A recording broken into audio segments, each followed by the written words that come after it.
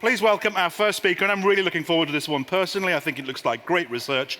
Please welcome author and research fellow at the Reuters Institute for the Study of Journalism in Switzerland, Lucy Küng. Lucy. Hi everyone, it's great to be here. I'm actually a bit of a hybrid. I'm a Brit, I've been living in Switzerland for 20 years, and I now split my time between Zurich, Oslo, and Oxford. So I'm also a bit vested in this subject. My first career was actually in publishing, as a journalist, then in book publishing before I moved into academia. And now I kind of split my life between researching and also working with media companies on boards, etc. So this is a subject I care a lot about. How can established classic media companies share in this massive growth opportunity that actually digital represents? And one of the pieces of big foundation stones I've been doing in that area is trying to understand why 20 years into the internet, there are a group of media companies, digital news players, who just seem to be much more successful than other ones. So essentially, for the last 2 years, the Reuters Institute in Oxford, I did a large piece of research looking at, essentially boiled down, why are some digital news organizations more successful than others? And the clicker is Corbus. Do you know where the clicker is? Is it that? Yeah, there we go. Okay, that's the book. I don't get any royalties on this, so I don't have any hesitation. It's only about 40,000 words, but it's a much longer explanation of the findings. So essentially, what I was trying to find out was, first of all, why are some legacy news organizations more successful than others? That was the original research plan. Interview number 1, Alan Rusbridger at The Guardian. Lucy, I really have to say, I'm not very interested in other legacy players. I'm really much more interested in how the new ones are developing. Why are BuzzFeed and Vice considered serious threats to me? And that really checked out with the other people I spoke to, so I did what Silicon Valley calls a pivot. And I moved into looking at why some digital news organizations are more successful than others. So essentially, the shift there was I broadened it from legacy to include pure players, clean sheet players as well. And essentially, it was a very basic exercise, trying to sift through these cases and see, are there common elements behind their success? I had a few private issues. I was intrigued also. Hang on a sec. Oh, that one's gone. Okay. These are the companies I looked at. I'm not saying these are the only successful companies in digital news. There are other companies, for various reasons, didn't work out. Schibsted would definitely have been a candidate. Axel Springer would have been a candidate. The Economist, the Financial Times. But these are the ones, for various, actually pretty pragmatic reasons, I ended up. As all of you know, success is a very difficult concept to quantify in the kind of turbulent markets we're in. That having been said, I did The Guardian, the New York Times, they're the two legacies, Quartz and BuzzFeed, those are the two clean sheet, pure plays, and then this interesting hybrid Vice. You don't need to look at any of this data, but actually the column on the right-hand side really began to fascinate me the deeper I went into the research, and I suggest this is a kind of leading indicator for how successful digital players are going to be in the news area, and it's actually the relationship of technologists to journalists working in the newsroom. And I think a lot of you know one of the first things Jeff Bezos did when he moved into the Washington Post was to move 60 engineers into the newsroom. And we'll come on to that a bit later. We don't have much time, very little time, so I'm going to do really top-line overviews of the findings from BuzzFeed and Vice, but actually I'm going to be doing a deeper dive later on today, so if you need more information, I'll give you the time for that a bit later. Both BuzzFeed and Vice are privately owned. Clearly, privately owned makes you a different animal to a legacy player with either family ownership or publicly quoted. I think the interesting thing to point out from that, about that, BuzzFeed's funding came primarily from the tech industry, classic kind of venture capital backing, while Vice's funding has come primarily from classic legacy media trying to get a piece of Vice's expertise and massive digital millennial audiences. So, yeah, these are my private questions on the side. Why are BuzzFeed and Vice so highly valued? Why are we even talking about them as news organizations? Why are so many pedigreed journalists, Pulitzer Prize winnerless journalists going there? And then also, this is a kind of perennial trope, actually, in management theory, but why haven't some of the really strong classic news organizations, publishers, been more successful? They went into this digital fight with really, really strong assets. So that's something I've been fascinated and really trying to answer for myself. So let's flick into, very quickly, BuzzFeed. Now, this is a kind of montage slide which really captures the essence of BuzzFeed. We have one of the feline content editors here, and overlaying on that is a slide from one of their presentations to advertisers, and it really captures what BuzzFeed is about. And BuzzFeed has a kind of frothy layer of media, but underneath it's a tech company. And it's a tech company that's run by very robust, very, very smart algorithms and formulae that are all about ensuring, trying to decipher why we share some content, why some content goes viral, identifying what are the characteristics that drive virality, and then maximizing those. So BuzzFeed, as you know, it's 10 years old, founded by Jonah Peretti, as a side project initially, as a hobby to his main job as founder of the Huffington Post. I don't need to go into this in too much detail, but interestingly, half of the editorial staff work in news. And interestingly also, with BuzzFeed, Jonah Peretti was overtly trying to correct some intrinsic weaknesses he saw in the HuffPost model, business model, and a lot of those around the advertising model behind it. So BuzzFeed, like Vice, like Quartz, are native advertising only. After my research phase was closed, August 2015, last year, they got another 200 million investment from NBC Universal. And interestingly, I think for our purposes, for our strategies, that additional money has essentially gone into expanding their video operations. So here we've got Jonah Peretti. I've included that quote because what's very interesting about BuzzFeed, also very interesting about Vice, also going back to CNN, timing, luck, was very, very important. Jonah Peretti had a private fascination with trying to decode why we share content, why content goes viral. Initially, during the era of the internet, why do people forward on emails? Set up a lab to investigate that, moved from his lab of investigating into creating content to test his hypotheses, and when the social mobile media era hit, when smartphones and Twitter and Facebook really got traction, they were the only game in town doing social media, doing content for social platforms. Exactly the same CNN. Ted Turner set up an organization creating cable news, 24-hour cable news, exactly when cable TV took off in the US, and he rose with the tide. So this is a kind of mind map trying to capture the analysis in the book in BuzzFeed in one slide. Start with the dark and then move out. And essentially, the first thing, I think, for me to understand BuzzFeed is it really is a tech media hybrid. It's more of a tech company than a media company. As I said, very sophisticated technology company. It runs itself as a technology company. If you analyze how BuzzFeed is structured organizationally, how it grows, how it employs people, how it hires people, how it compensates people, how much invests in its technology stack, it looks much more like a tech company than a media company.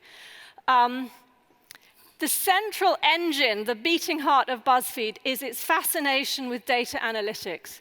And essentially, there's this kind of perpetual loop that's driving all of its content activities, all of its native advertising activities, which is around analyzing how content is performing, interpreting its analysis, building hypotheses, and testing it.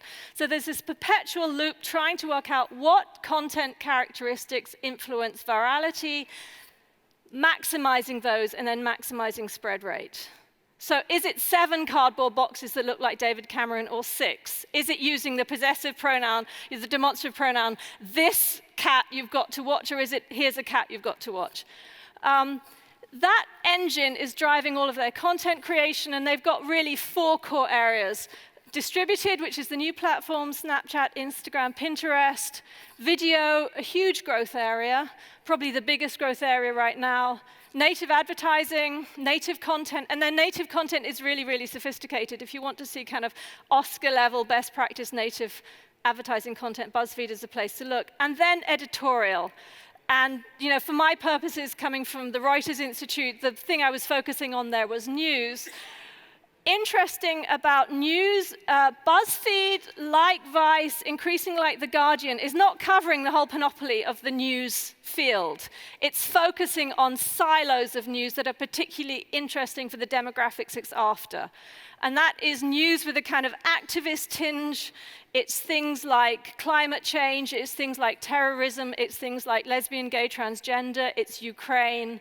So they're not, sadly, covering the EU. They're not covering local government. They're covering very specific areas of news. And I think that's important to remember when we're looking at as news players. They've really sifted out the news, the areas of news that are really relevant for the demographic they're after. But they're very, very ambitious about news. What we see with Shane Smith at Vice and also Jonah Peretti at BuzzFeed is that I think they've realized that news adds huge gravitas to these brands.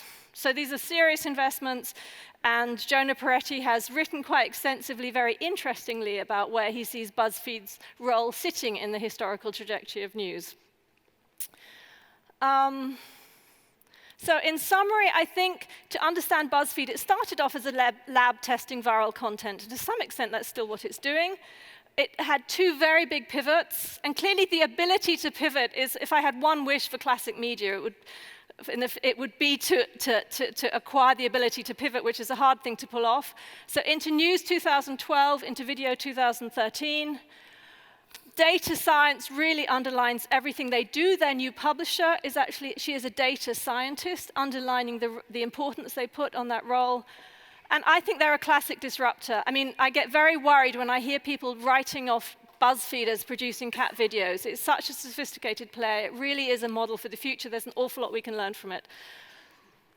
Okay, on to Vice. Vice, as I'm sure you know, is a kind of achingly cool organization. These are the headquarters in Shoreditch. There's not, as far as I can see, a gear on any of the bikes. Everyone is tattooed and pierced and has a beard.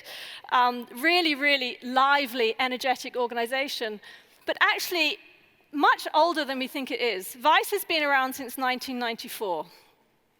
And what we see with Vice is a very well-run, to some extent, classic media organization with this very, very cool image and this fantastic traction with kind of Generation Y audiences worldwide. It has nearly 5 times the funding of BuzzFeed. So it's a much more significant player than BuzzFeed. This was one of the things that fascinated me going into the research. As I said, that funding has come primarily from legacy players. And like all privately held players, these are kind of hypotheticals. This comes from Bloomberg last year trying to estimate the revenue. Also, they're very close about the number of people working there. It is clear that, though, that their newsrooms are small, much smaller than, say, traditional newsrooms at, say, the New York Times or the Guardian. So this is really the argument, I think, essentially. If you start to study Shane Smith, what you see is he has an amazing facility for fantastic sound bites that go viral. And this is, I think, essentially the argument he's making to CEOs and chairmen of legacy players saying, come and invest. I said to Rupert, that's Murdoch, I've got Generation Y, I've got social, I've got online, you've got none of that, I've got the future, you've got the past. So this is really Vice. Vice media is hard to get your head around. I found it very hard.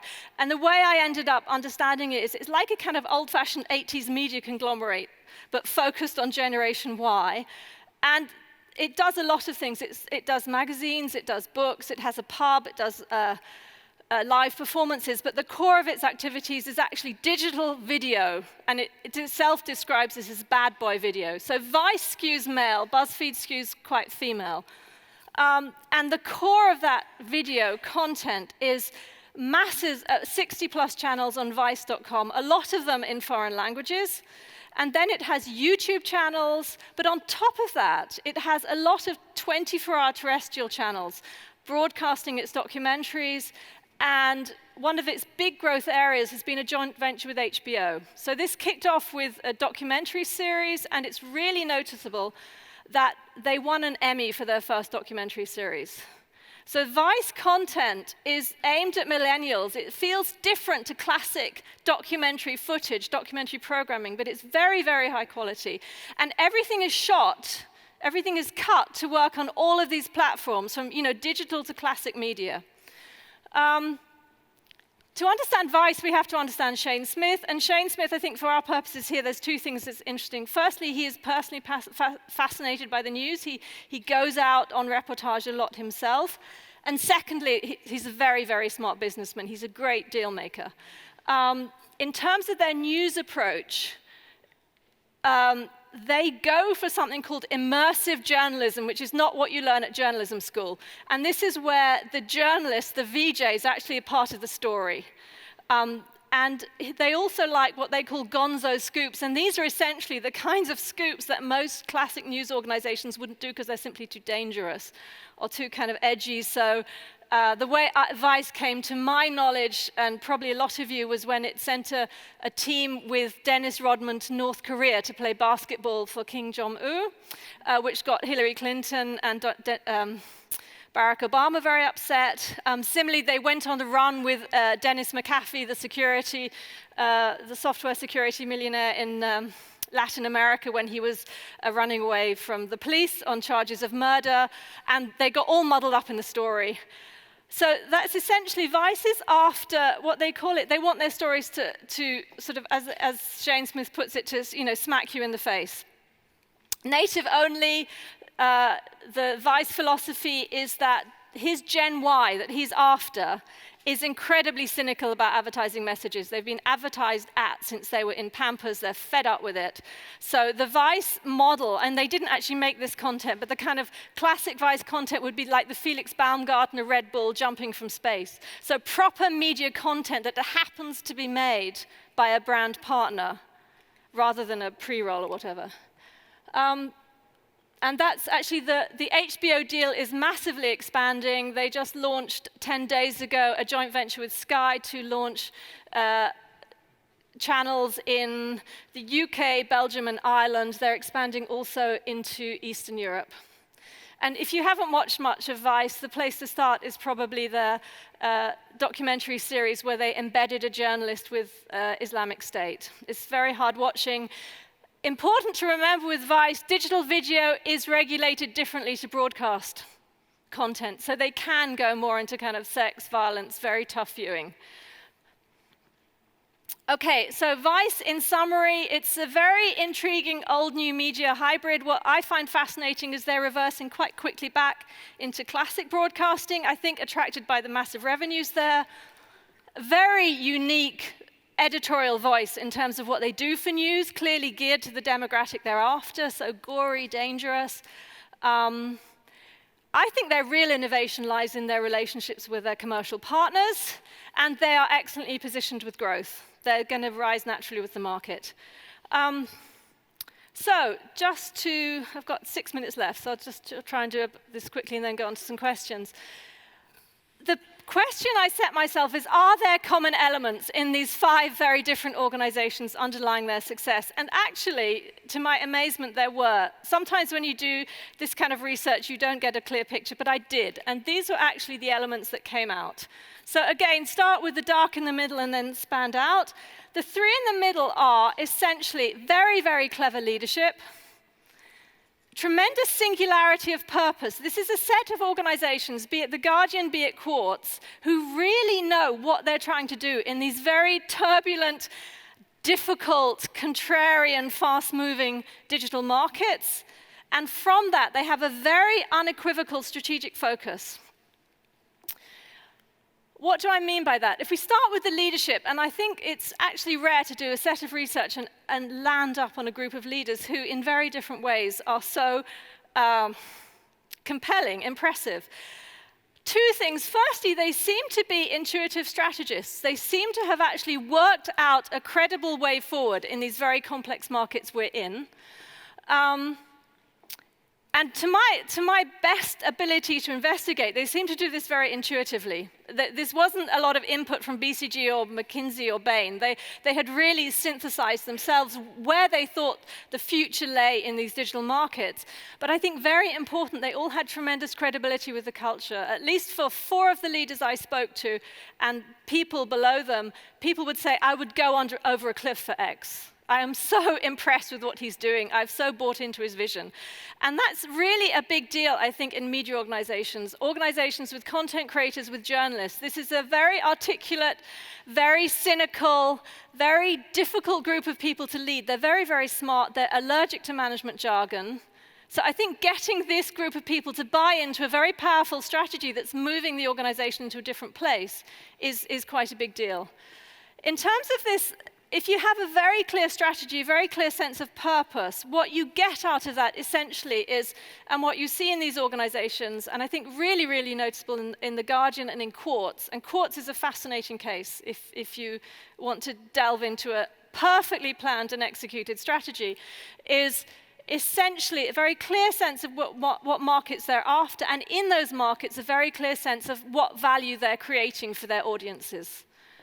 And that starts to function as a kind of internal protocol for people inside the organizations, which really simplifies the leadership task. People know what they're meant to be doing. You have a very clear sense of prioritization, and you avoid distractions. Probably the most controversial area, I think, for the media is these light blue areas up here. It was really, really striking, and I think these three dark blue elements are common in any high-performing organization, any sector, any geographical region. These areas up here, this integration of technology, journalism, content creation, and increasingly commerce is, I think, is the real story in this work. And this ties back to that far-right column on the table I showed you, where I was looking at the percentage of technologists working with content to content creators. And how does that look? Well, so on a very basic level, what you've got is essentially mobile, social, design, workflow, CMS all linked together. But coming up from that, you have in the brains of content creators a much more open-minded sense of what quality content looks like. So essentially, you have an ability to find the story and then find the right digital storytelling tools to get that story across. A much more open-mindedness. It could be a listicle, it could be a quiz, it could be an infographic. So kind of a reinterpretation of what quality content looks like. That is very, very data-driven. That's built into these systems here. And that, of course, needs a kind of cadre of digital editorial thinkers. And what was very interesting, The Guardian said to me what they're seeing with their digital interns is they're beginning to blend in one individual editorial and digital skills. And at Quartz, a lot of the journalists actually can code. So this synthesis is happening. But it needs to be driven actually by the culture. And what became very noticeable to me was how pro-digital these cultures were. And what do I mean by that? I mean that the language people used to describe their organizations, the situation it was in, how they were approaching digital markets, essentially saw digital as a massive opportunity. A very challenging opportunity, but fundamentally really, really exciting. And what they didn't do is exhibit any kind of nostalgia about the past, the good old days. In some media organizations, you get the sense people would just wish if they go to sleep and wake up and the internet had never been invented, they could go back to life as it should be. And that was completely absent in these organizations. And it wasn't fake. It wasn't that they'd sort of been culturally brainwashed. A lot of it actually came from the potential of digital storytelling tools and the response-driven nature, the sense of people are really reading this. So that was very important. And the last one, which is a tricky one, which is, in management terms, a non-imitable strategic advantage. It really matters how long you've been in this game. Why does an early start matter? It's not to do with order of entry advantages. It's not to do with, first mover advantages. It's just actually the number of times, the length of time you've been trying this, you've been screwing it up, you've got it partly right, you've learned from that.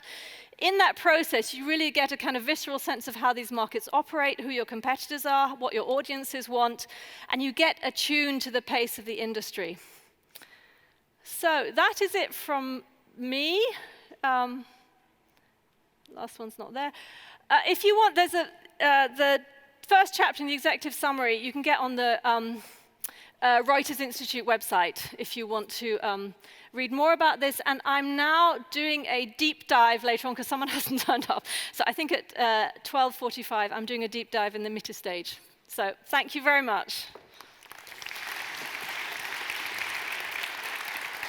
So for time reasons, Lucy, if people have detailed questions, they can come back to you in your deep dive, I'm guessing, and we can reconnect with Lucy at that point. But if I can ask you, please, to thank Lucy. Thank you.